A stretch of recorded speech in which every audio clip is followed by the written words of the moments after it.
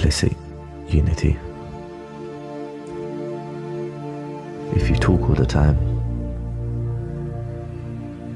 you'll never hear what anybody else has to say. And therefore, all you have to talk about is your own conversation. The same is true for people who think all the time.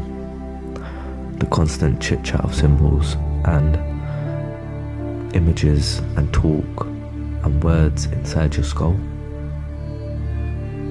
Now, if you do this all the time, you'll find that you've nothing to think about except thinking. And just as you have to stop talking to hear what others have to say, you have to stop thinking to find out what life is really about. And the moment you stop thinking, you become into immediate contact with what Kochipsky called so delightfully the unspeakable world, the non-verbal world. Some people call it the physical world, but these words, physical, non-verbal, material, are all conceptual and not a concept. So when you are awake to that world, you suddenly find that all the so-called differences between self and other, between life and death, pleasure, pain, are all conceptual, and they're really not there. They don't exist at all. When an old master, Hakujo, was asked, "What is Zen?" he said, "When the hungry eat and when the tired sleep." But they said, "Well, isn't that what everybody does? Aren't you just like any ordinary person?" Oh, he said, "No, nothing like that. When they're hungry, they don't just eat, they think of all sorts of things. When they're tired, they don't just sleep, but dream all sorts of dreams." We have been running around far too much. It's okay though, because of our active and productivity, we have achieved a lot of things. But as Aristotle pointed out a long time ago, and this is one of the good things about Aristotle, the goal of action is contemplation. In other words, busy, busy, busy, busy. But what is it all about? Especially when people are busy because they think they're going somewhere, that they're going to get something and attain something. There's quite a good deal of point to action if you know you're not going anywhere. If you act like you dance, if you act like you sing or play music, then you're really not going anywhere. You're just doing pure action. But if you act with the thought in mind that as a result of action, you are eventually going to arrive at some place where everything will be okay, then you are on a squirrel cage, stuck in this rat race, hopelessly condemned to what the Buddhists call samsara, the round or rat race of birth and death. Because you think you're going to get somewhere. You're already there. The point is that one cannot act creatively except on the basis of stillness.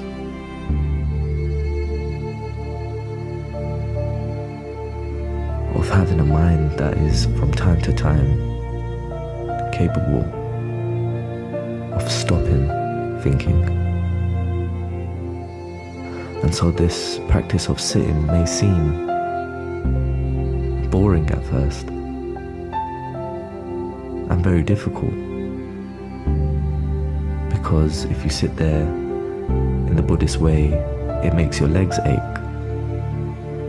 Most Westerners start to fidget and become uncomfortable. They find it very boring to sit for a long time. But the reason they find it boring is because that they are still thinking. If you weren't thinking, you wouldn't notice the passage of time.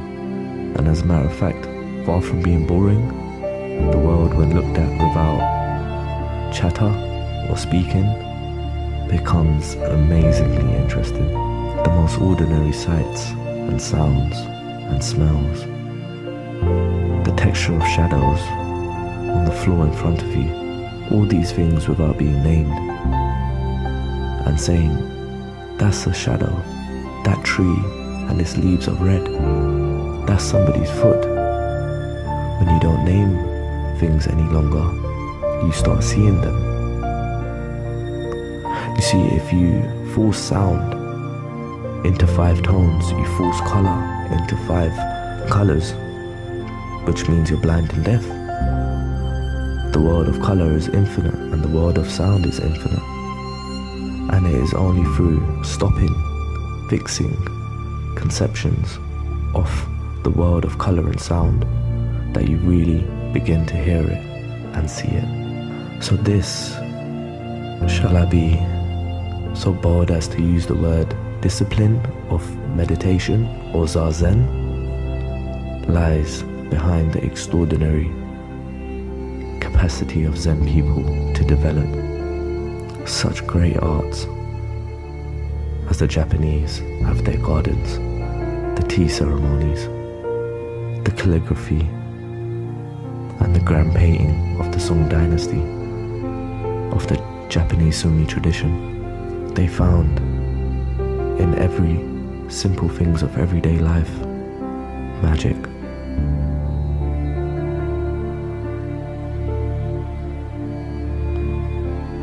In the words of the poet Hakoji,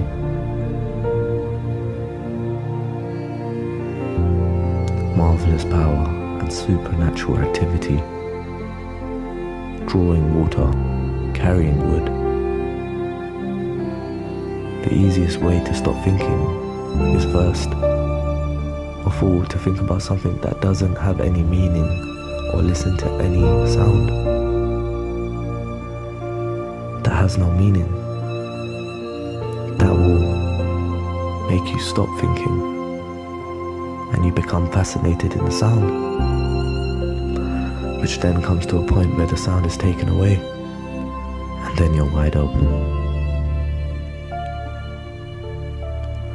Now at that point there will be a kind of preliminary so-called satori, and you will think, wow, that's it, I feel it. You'll be so happy, you'll be in such peace, walking on air. When Suzuki Daisati was asked what is satori, he replied, as ordinary as it can be, except you are 2 inches off the ground. So from the standpoint of Buddhism, there is no fundamental difference between the transcendental world and this everyday world.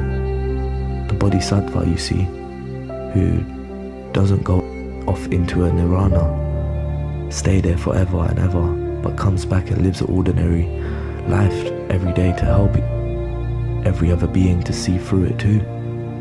He doesn't come back because he feels he has some sort of solemn duty to help humanity and mankind. He comes back because he sees the 2 worlds are the same. He sees all other beings as Buddhas. He sees them, to use the phrase of G.K. Chesterton's, but now a great thing, streets seem as many nod, where move in strange democracy the million masks of God. The world as seen in an ordinary, everyday state of consciousness. To find out that is really no different from the world of supreme ecstasy.